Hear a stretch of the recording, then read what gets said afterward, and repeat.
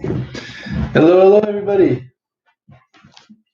Welcome back. Today, May 15th. So, today we are going to be joining our characters in an underwater hunt. So, Captain Nemo has explained that he has basically developed the technology in order to go scuba diving, which, of course, was way ahead of its time. And now they're going to use the scuba equipment to actually go hunting underwater with these guns that shoot electric pellets. So let's go ahead and get a good start. Hi guys, feel free to introduce yourselves. I'm guessing Jerry is one of you guys. The other one, I don't know, maybe it's Franco. Franco, good to see you, dude. Did you get a haircut yet? Let me know. So, the cell proper was the Nautilus's arsenal and wardrobe.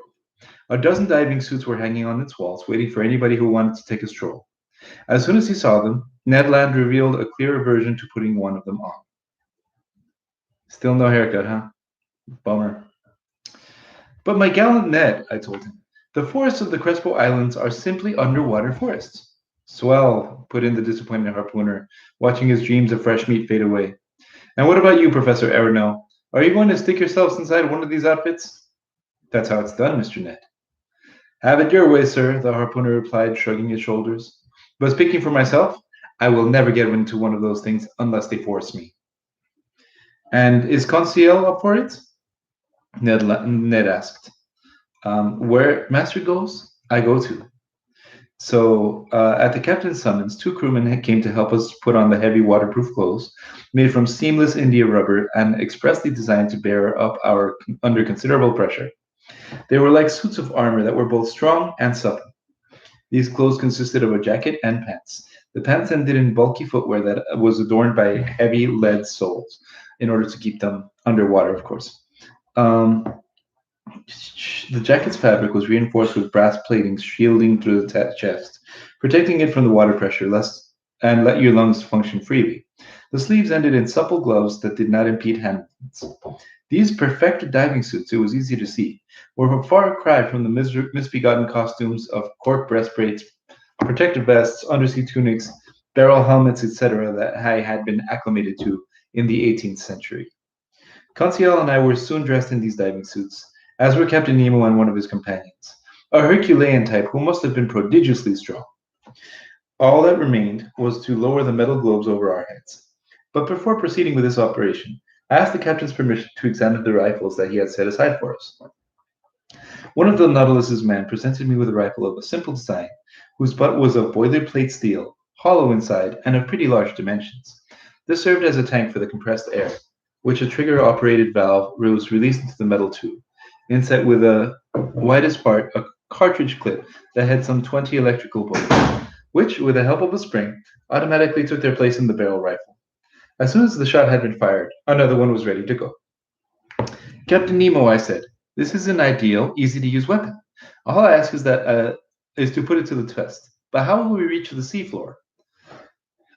Right now, Professor, Nautilus is 30 feet is aground in 30 feet of water. We've only to be on our way. But how will we get outside? You'll see. Captain Nemo inserted his skull into the spherical headwear. Conseil and I did the same, but not before we heard the Canadian wish us a sarcastic "Happy hunting." On top of our suits ended up in collars of threaded brass. We screwed in our metal helmets onto them. 3 holes covered with heavy glass allowed us to see in any direction simply by turning our heads in the globes. Placed on our backs, the Roquial device went into operation as soon as they were in position. And for my part, I could breathe with ease. Rifle in hand, and the Ruhmkorff lamp hanging at my belt, I was ready to go forth. But in all honesty, while trapped in these heavy clothes, and nailed to the deck by my lead shoes, it was impossible for me to take a single step. Zeus, what's up? Don't forget to put your song request in the bottom so that I can play something for you at the end. But the circumstances had been foreseen because I felt myself being shoved into a little room adjoining the wardrobe.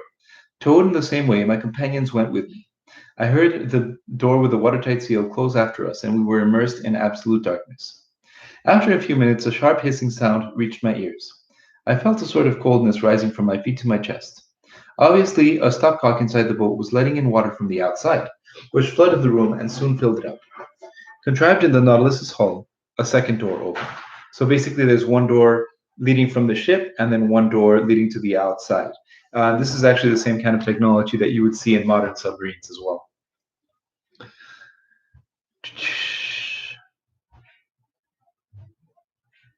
We were bathed in twilight, and an instant later, we were walking at the bottom of the sea.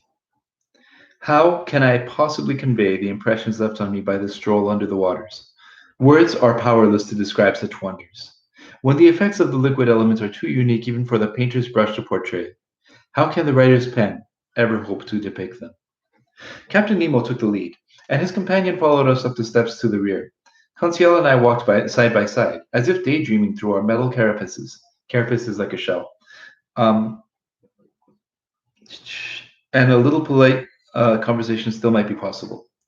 Already, I no longer felt the bulkiness of my clothes, my footwear, and the air tank, nor the weight of the heavy globe that was sitting on my head, rattling around like an almond in its shell. Once they were underwater, all these objects seemed to lose their weight, equal weight to the weight of the liquid they've displaced, thanks to the laws of physics discovered by Archimedes. I can do La Bamba. Stick around till the end, and I'll play it.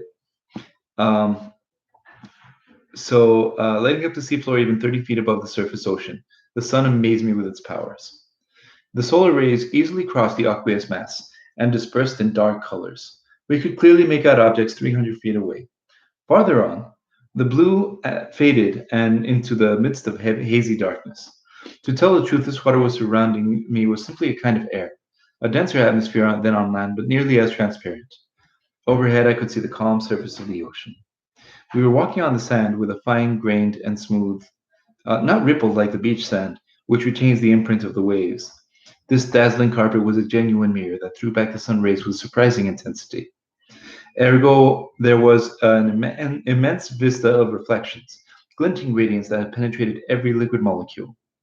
Will anyone believe me if I insist that at this 30-foot depth, I could see as if it was broad daylight?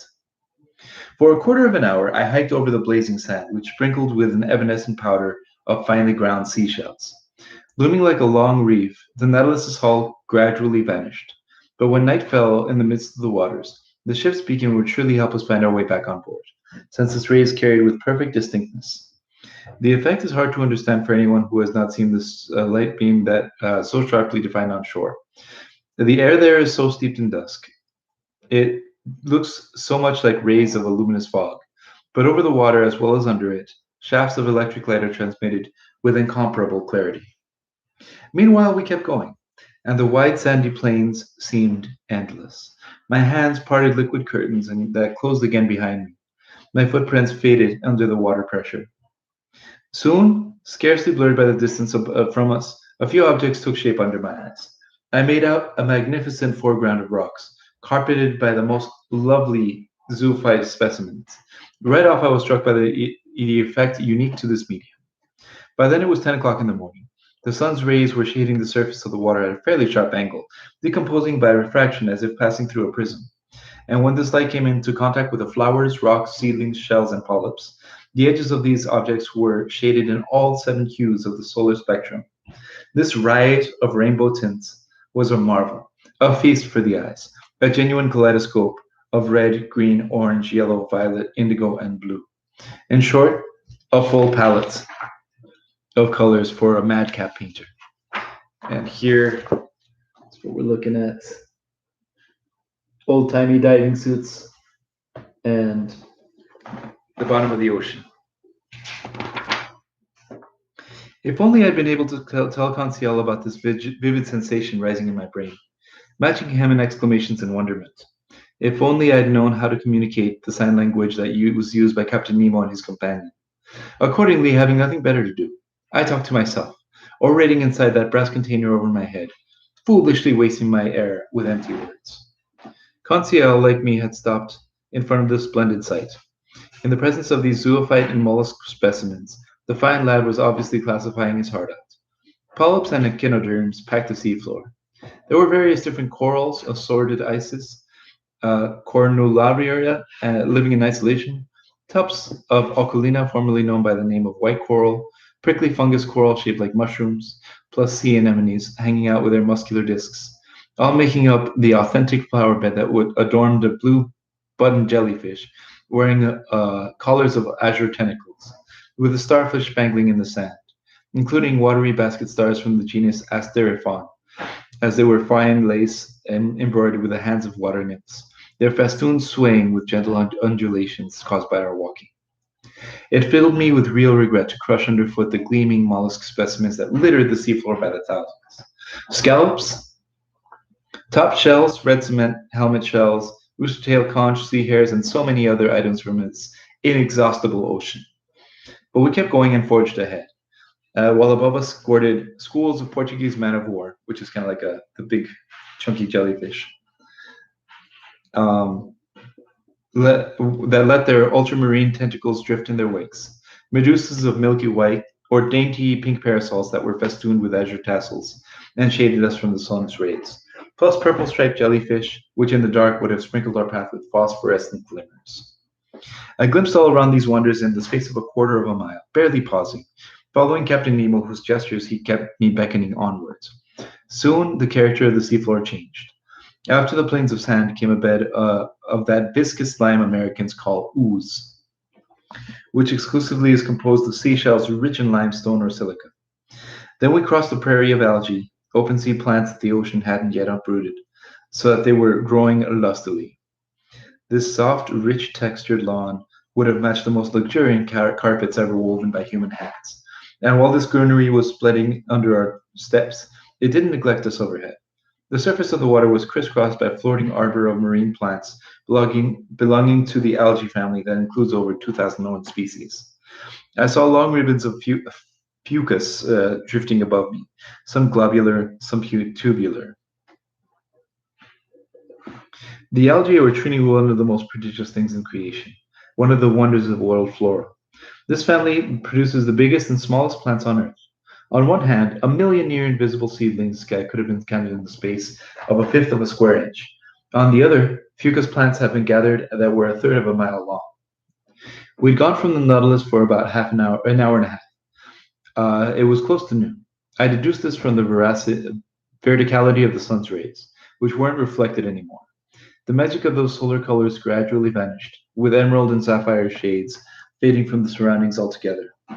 We walked with steady steps that rang on the sea floor with amazing intensity, the tiniest sounds that were transmitted with a speed that the ear is not used to on land.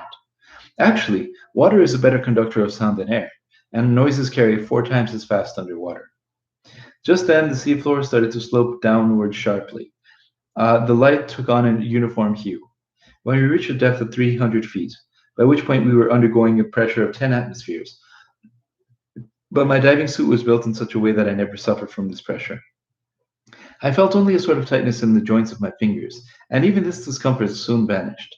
As for the exhaustion that should have resulted from a 2-hour stroll with such unfamiliar trappings, it didn't happen. Helped by the water, I could move with startling ease. After arriving at the 300-foot depth, I still detected the sun's rays, but just barely. Their intense brightness had given way to a reddish twilight, a midway between day and night. But we could see well enough and keep going, and it still wasn't necessary to activate the Rumkeroff device. Just then, Captain Nemo stopped. He waited until I caught up with him, and then he pointed at some dark masses outlined in the shadows a short distance away. It's the forest of Crespo Islands, I thought, and I wasn't mistaken. Okay, so more about the underwater forest next time. Let me bust out the guitar.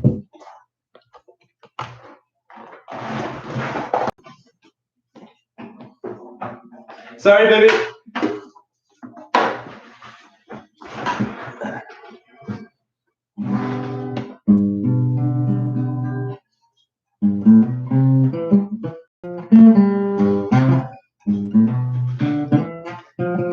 Sorry, it's been a while.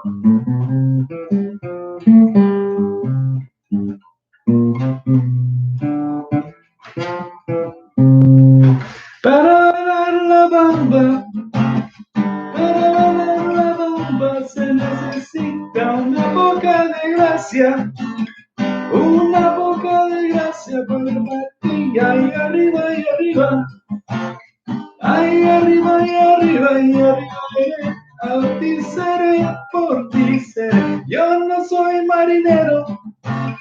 Yo no soy marinero, soy capitán, soy capitán, soy capitán.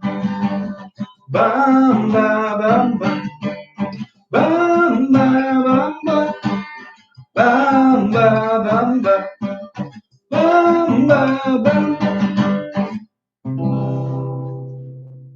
Come back tomorrow. Tell me what you want to hear.